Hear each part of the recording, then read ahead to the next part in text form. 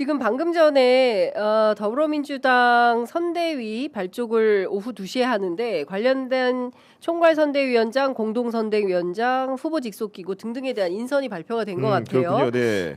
일단 보면 상임 총괄선대위원장에는 두 분입니다. 윤여준 전 환경부 장관 그리고 박찬대 더불어민주당 원내대표 그리고 총괄선대위원장에는 모두 5분이 있는데요. 강금실 전 장관, 그다음에 정은경 전 질병관리청장, 김부겸 전 총리, 그리고 김경수 전 지사, 그리고 김동명은 한국노총 출신으로 한국노총 위원장 그렇죠. 이렇게 이제 김동명 위원장 이렇게 해서 5분의 총괄선대위원장, 상임은 윤여준, 박찬대 이렇게 2명이 되는 거고요. 그 다음에 공동선대위원장이 발표가 됐는데요. 상임은 김민석 최고위원이고요.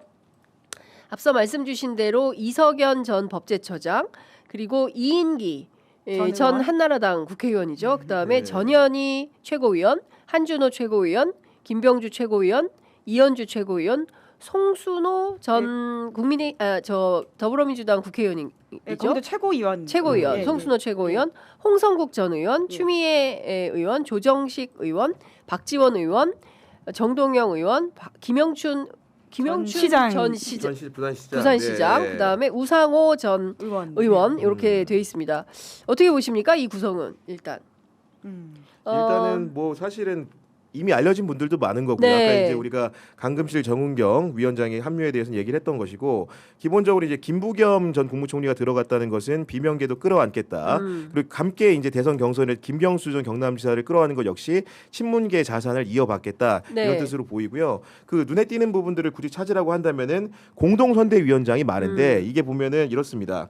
그 전현희는 수도권. 뭐 한준호도 수도권이죠. 예를 들면 그 박지원은 호남, 이현주는 굳이 따지면은 이제 용인에서 선거를 치렀지만은 부산. 영남 지역을 잘 알고 있는 정동영은 전북, 김영춘도 부산 잘 알고 있지 않습니까? 이런 부분들이라는 것이 결국은 이번 선거라는 게 그냥 단순하게 1, 2위 싸움이 아니고 반드시 과반 득표를 하겠다. 그 기저에는 예를 들면 영남권 특히 PK 지역을 중심으로 한 득표율 제고 전략에 굉장히 투자한 듯한 느낌을 많이 받는 거거든요. 그렇기 때문에 그냥 10%포인트 차로 이기면 안 된다. 압도적으로 이기겠다. 이런 의지가 지역별 분산을 통해서 반영된 선대 인선이라고 좀 생각이 좀 됩니다. 그리고 김영춘 전 장관 같은 경우에는 부산시장에 출마를 했었고 시장이 되지 당선을 못했었는데 못했어요. 실수했습니다. 죄송합니다. 장관 출신이고. 장관.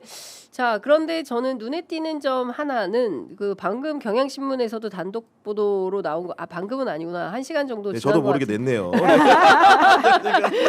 냈는데 자, 윤석열 캠프 출신인 이인기 전 국민의힘 의원, 경북 고령 성주 7곡에서 3선 국회의원을 국민의힘 타이틀로 지낸 분인데 이분이 공동선대위원장에 합류를 한 것이고요. 그러니까 어제도 말씀드렸지만 박창달, 권오을 전 한나라당 의원을 포함해서 이인기 전 의원까지 이른바 이제 대구 경북 TK 지역에 있는 국민의힘 의원들이 대거 이재명 캠프에 들어오면서 소위 얘기하는 영남 정치의 판이 좀 많이 변화할 수 있겠다라는 생각도 좀 드네요. 그러니까 단순히 이제 중도 보수 확장을 어떤 뭡니까 이제 그 물 위에서만 하는 게 아니라 일단은 침투해서 바닥으로 들어가서 영남 정치권 자체를 특히 TK 보수 지역 정치 자체를 좀 흔들어 보겠다. 이제 이런 생각과 판단 속에서 이런 분들이 들어가는 게 아닌가라는 생각이 좀 드는데 이 점은 좀 어떻게 보십니까? 네, 실제로 이제 이재명 후보 같은 경우에는 이제 TK 출신이지 않습니까? 안동 출신으로서 지난 2022년 대선에서도 그 TK 목표율이 꽤 높았던 것으로 기억을 하고 있는데요. 그러니까 국민통합이라고 한다면, 그러니까 정말 TK 지역에서 의미 있는 득표율을 내고 내년에 지방선거까지 염두에 두면서 무언가를 한다라고 하는 것은 굉장히 좀 중요한 시도라는 생각이 들고요. 그런 차원에서 아까 구교영 기자도 잘 말씀하셨지만 이번에 그냥 단순히 승리가 목표가 아닌 선거라고 하는 것을 좀 명확하게 보여준다라는 생각이 들고요. 실제로 보수 진영에서도 두려워하는 것도 그런 것입니다. 이번 선거를 진다라고 하는 건 본인들도 잘 알고 있거든요. 근데 얼마나의 격차로 지는지에 대한 관심이 요새 많아요. 이야기를 들어보면. 그래서 너무 크게 질 경우 경우에는 정말 정권 초에 크게 본인들이 괴멸될 수 있다라고 하는 두려움들이 있고요. 그래서 이 지지자들이 실망하지 않고 좀 투표장에 나갈 수 있도록 이재명 정권을 생각했을 때 어떤 문제가 있는지에 대한 일종의 두려움 마케팅, 공포 마케팅을 하고 있거든요. 네. 그런 차원에서 거기는 격차를 줄여야 된다라고 하는 게 있는 거고요. 오히려 더 압도적으로 내란 정책하려면 민주당은 더 크게 이겨야 된다. 이 좀 전략차가 있는 것 같습니다. 그러니까 국민들 보시기에도 그럴 것 같아요. 지금 대선이 불과 이제 한 달밖에 안 남았습니다. 그런 상황에서 병렬로 놓고 이제 양당의 보도를 보게 되면은 민주당은 예를 들어서 이인기, 박창달, 고노을 그 여권 인사들을 적극적으로 끌어들이는 듯한 모습을 보이는 이제 기사가 쓰여지는 것이고 반대로 예를 들면 국민의힘 경선이 아직도 진행 중입니다. 그러다 보니까 홍준표 캠프 사람들이 김문수를 지지했다 이런 보도를 맞닥뜨리는 우리 국민들이 과연 어느 정당이 더 대선에 충실하게 준비하고 있는 것인가 그리고 국민 통합을 떠올리게 하는 것인가라는 판단을 아마도 하실 수 있을 것 같다는 생각이 좀 듭니다. 네. 네, 어쨌든 지금 이제 중요한 것은 그 이재명 후보가 저희 프로그램 아직 출연을 안 하고 계시기 때문에 예, 이거 언제 모실 수 있을지 계속 검토만 하고 있어요. 검토합니다. 미안합니다. 죄송합니다. 그 다음에 좋아요. 좋아요는 참 많이 누르시는 것 같은데 이재명 후보가. 근데 중요한 것은 이 프로그램에 출연을 하셔야 된다.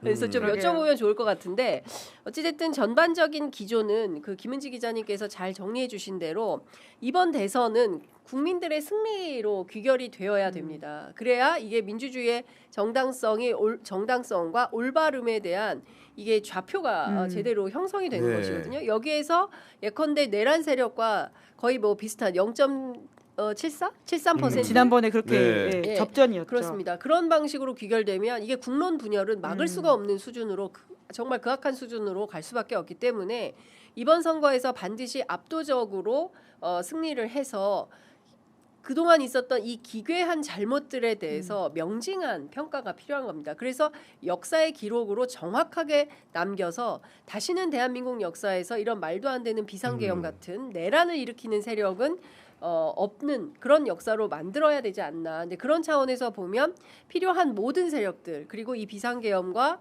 내란에 반대하는 제 세력이 함께 모여서 선거를 치르겠다. 이런 어떤 결의 이런 게 좀 보인다라는 생각이 좀 드네요. 어찌됐든 대구 경북 지역 가서 취재를 좀 해봐야 되겠다. 이런 또 취재 구미가 당기네. 그리고 사실 이게 결국 되는 캠프라는 이야기거든요. 그렇죠. 그렇죠. 몰려온다라고 하는 의미는 그렇습니다. 거꾸로 정말 되는 캠프라고 하는 이제 권력의 향방을 보여주는 면도 있어가지고 그러니까 굉장히 좀 전반적인 기세로 보더라도 지금 민주당으로서는 좀 굉장히 중요한 모멘텀을 가져가고 있다라는 생각이 듭니다. 근데 압도적 기세가 보이네요. 거기에다가 이를테면 우리가 알지 못하는 깜짝 놀랄만한 중도 보수의 아직도 남아 있는 사람이 있다. 아직도 남아 있는 사람들이 있다. 이제 그런 분들이 누가 들어갈지 이제 그걸 보면 진짜 압도적 선거가 될 수도 있겠다. 그런 측면에서 보면 국민의힘 지지하시는 분들은 참 헛헛하겠다라는 생각도 좀 한편으로는 좀 듭니다.